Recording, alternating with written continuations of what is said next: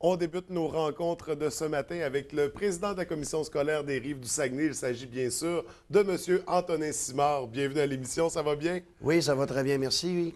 Écoutez, ça va faire un an, le 2 Oui. novembre, que vous êtes en poste, que vous avez ce mandat de président de la commission scolaire. Comment ça s'est déroulé cette première année-là de mandat? Tout d'abord, on est fiers d'avoir été élus démocratiquement au suffrage Oui. universel.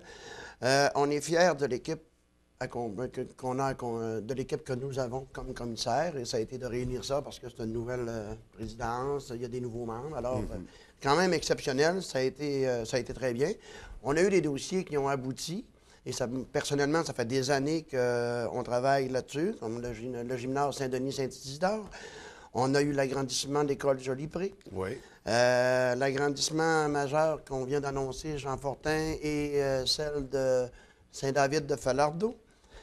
On a maintenu les services malgré les coupures que nous avons au HDA, c'est-à-dire aux personnes qui ont des besoins particuliers. On ne va pas dans les définitions, mais on émet 4 millions de plus que nos budgets nous sont alloués. Alors, c'est quand même exceptionnel comme travail que nous faisons, et c'est la preuve que le Conseil des commissaires met les priorités à la bonne place. Ça, c'est très important de le spécifier.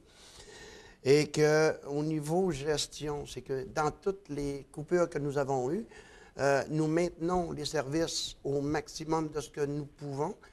Et on a une gestion à 4,3 comme institution publique, c'est quand même, peut dire, 4,3 d'administration, c'est grand.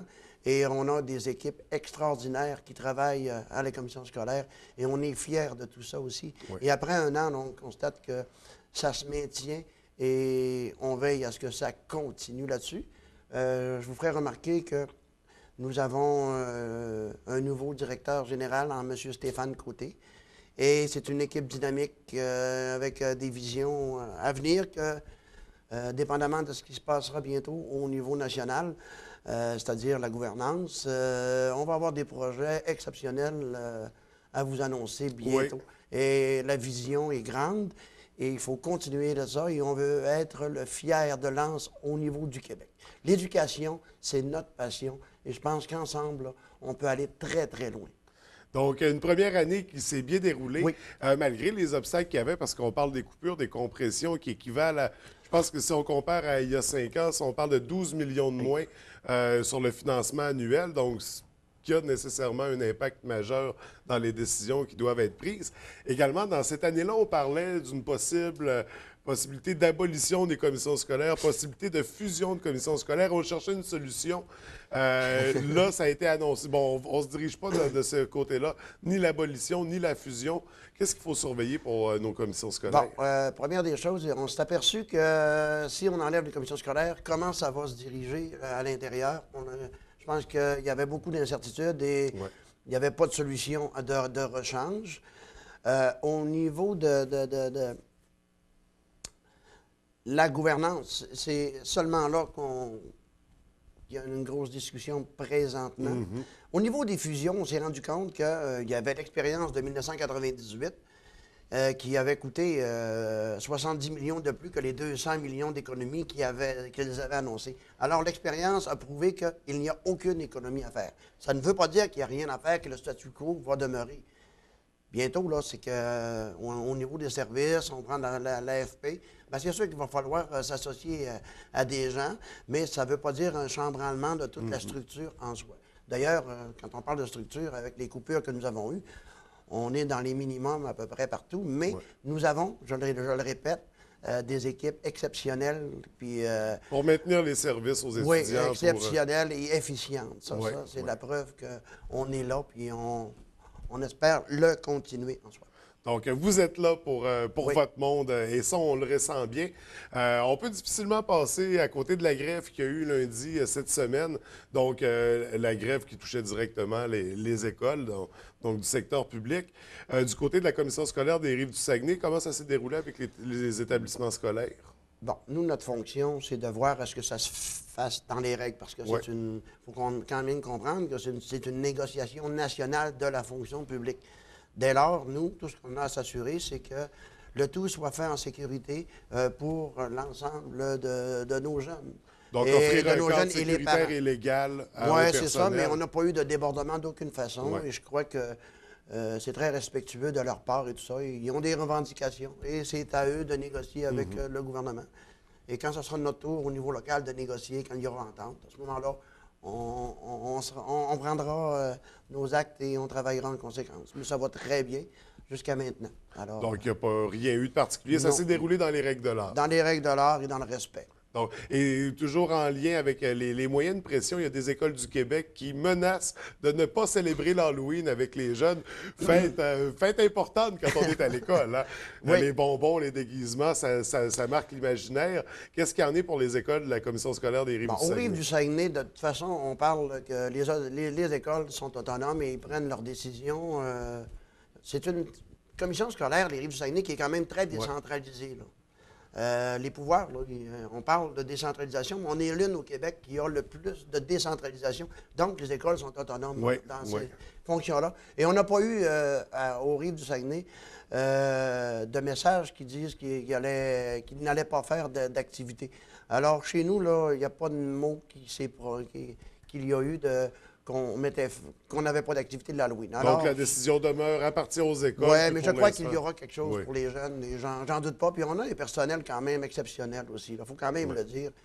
Oui, ils sont en égo, mais il reste une chose, on a une très bonne collaboration. Et c'est dès là que vous voyez que la commission scolaire là, des Rives, on sait sain ce qui se passe chez nous. Ouais. Je n'ai pas dit que c'était parfait, mais c'est quand même très sain ce qui se passe chez nous. Puis on a un bon personnel. Oui, puis malgré tout le contexte, c'est ça, des compressions. Très bonne ces... participation de, nous, de tous, en fait. Si on est là et ça va bien, c'est parce que l'ensemble de notre commission scolaire, de tous les gens qui y gravitent, travaillent fort, puis ils sont conscients que c'est pour nos jeunes que nous le faisons. Oui, absolument. Puis il y a encore des services aux élèves. La preuve, dernièrement, à l'École secondaire des Grandes Marais, on relançait l'inauguration de la caisse. Oui. En fait, on renouvelait la extraordinaire. caisse. Oui, une belle collaboration avec Desjardins. Oui, mais c'est quand même, ça veut dire encore l'engagement du personnel aussi, et de nos jeunes, et de Desjardins, qui fait que c'est de responsabiliser les jeunes par rapport à devenir de meilleurs citoyens dans la société.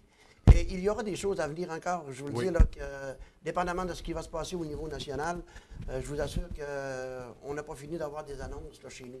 Donc, il y aura encore des belles nouveautés à surveiller. Au travers de tout ça, si on allait un peu, on va changer de sujet. On a présentement, ici même à la baie, on a des jeunes qui sont en stage. Des jeunes originaires de la France. C'est quoi exactement qui... Bon, ils sont en protection et territoire faunique.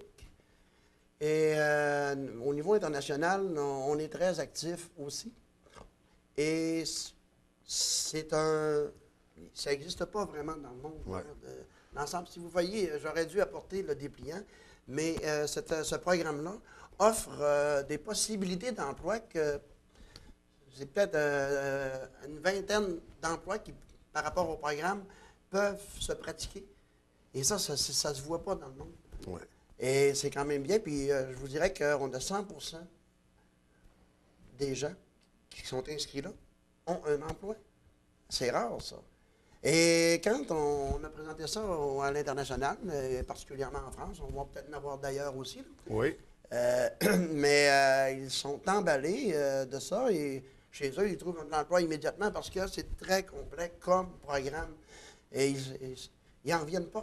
C'est une spécialité qu'on a littéralement ici. Là, Donc, que nous avons développé. De partout dans le monde. Oui, qu'on a développé ici, avec nos services aux entreprises et aux adultes et la formation professionnelle. Et nous avons une équipe qui est exceptionnelle. Je reviens toujours sur ce mot-là.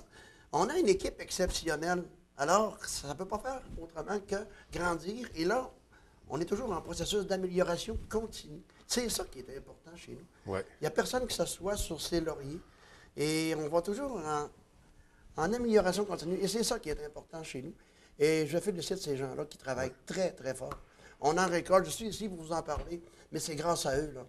Et moi, je suis en admiration devant tout ce qui se fait chez nous. Et c'est ce qui fait en sorte que notre milieu scolaire sert souvent de référence même au gouvernement. Oui. On se rappelle quand on visait à diminuer le décrochage scolaire, on se référait justement aux écoles de la région pour les programmes qui avaient été mis en place de l'initiative des écoles et des commissions scolaires.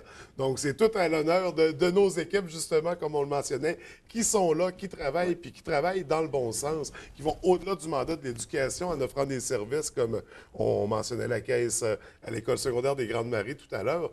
Donc, vraiment, chapeau à l'équipe, chapeau aux gens qui sont en place. Vraiment. Des beaux projets, des belles initiatives, des belles nouveautés. Et là, on va terminer rapidement. Qu'est-ce qu'il y a à surveiller pour la commission scolaire? Disons que là, présentement, ce qui nous préoccupe, le Conseil des commissaires, c'est vraiment la gouvernance. Oui. Ça va être important. Présentement, il y a beaucoup d'hypothèses. Il y a une nouvelle loi qui s'en vient. Quelles sont les choses qui seront établies? On ne sait pas. Sauf qu'il faut comprendre une chose, c'est qu'en démocratie, elle est là, la démocratie scolaire. Le taux de participation n'a pas été... C'est là-dessus qu'on s'en prend. Mais des fois, je pense que c'est un faux... Ça tourne Mais c'est autour un de... faux débat quand même. Il faut quand même comprendre que... Il y a une part de... Il y a un une mouvement part de médiatique vérité. aussi qui Oui. fait... Sauf que, est-ce que CA nommé sera aussi représentatif? Je ne crois pas. Et nous ne le croyons pas non plus. Parce qu'on est redevable, nous, comme politiciens, à la population. Chaque commissaire est dans son quartier. Tout le monde... le quartier, quand ils ont des besoins, et ça, c'est régulier, les gens, les citoyens, les parents ont des besoins, ils appellent le commissaire, ça vient, le commissaire scolaire, ça ne fait pas la page première du quotidien ou de la presse, à moins qu'il y ait un scandale. Non. On s'entend. Mais c'est très efficace comme travail de terrain. Ça permet une proximité avec les gens qui prennent les Il faut décisions. comprendre que nous, chez nous, à la commission scolaire des Rives, le partenariat avec les villes et les entreprises, il est toujours grandissant, puis on est toujours ouvert à ça. Alors, c'est difficile de comprendre, là, vraiment, les objectifs derrière tout ça du gouvernement en soi. Et c'est évident que ce n'est pas facile présentement. On a énormément de projets, mais là, on est dans l'attente un petit peu c'est quoi qui va se passer bientôt, là? Et ça, je crois que... Et on a passé les entrevues, dans le fond, là, parce qu'on a été élus par la population. Absolument. Hein? On a fait le test. La participation, bien, il y a une solution à ça. Et ça, c'est à travers le Canada. Ça se déroule partout au Canada. C'est les élections scolaires simultanément avec le municipal. Et c'est comme ça dans l'ensemble du Québec. On sauve des frais, on simplifie aussi. Bien, vous savez, notre budget, là, on parle de commissaires, ça a débuté de même, ça coûte trop cher. C'est 1/10 de 1 % du budget de l'ensemble. C'est 1/10 de 1 % le budget qui est alloué à la gouvernance. C'est très, très, très peu. Ouais. Je ne vais pas parler des municipalités, mais ils sont à 14, 15, 16 %. Là. On est à 4,3 %. C'est quand même peu dire, là. Absolument. Hein? Mais j'inviterais la population, on a un site Internet, puis un Facebook qui est Ma démocratie scolaire, j'y crois. C'est d'aller consulter ce site-là. Puis il ne faut pas oublier une chose, là. On est en train de délaisser un héritage qui origine du rapport parent, qui est de doter une structure où les parents auront, dans le temps, c'est en 64, le droit de s'affirmer là-dedans. Et c'est un choix que nous avons. Mm-hmm. Est-ce que nous aurons ce choix bientôt? J'en doute. Parce que ça sera nommé. Ça ne veut pas dire que ce sera des mauvaises personnes, il faut bien s'entendre. Oui. Hein? Mais par contre, les parents, on veut les impliquer davantage. On a toujours voulu. C'est à eux aussi. Puis dans le contexte économique excusez, que nous vivons, les parents, ils sont très engagés, mais il faut qu'ils payent, puis ils travaillent. Les deux travaillent aujourd'hui. C'est différent de mon temps à moi, où ma mère était à la maison, là. Puis elle travaillait fort, on était là chez nous. Oui. Mais quand même, les choses économiques ont évolué. Les choses sociales ont évolué. Donc, c'est à nous de s'adapter par rapport à ça. Alors, l'héritage que nous avons, nous sommes en train de le perdre au profit de, je ne sais pas. Et il faut conserver ça. Et c'est là-dessus qu'on va terminer notre rencontre. Je vous remercie beaucoup. Puis j'invite encore la population à consulter le Facebook Ma démocratie scolaire. J'y crois. L'invitation est lancée. Merci je vous beaucoup, remercie M. beaucoup Simard. pour le plaisir. Merci.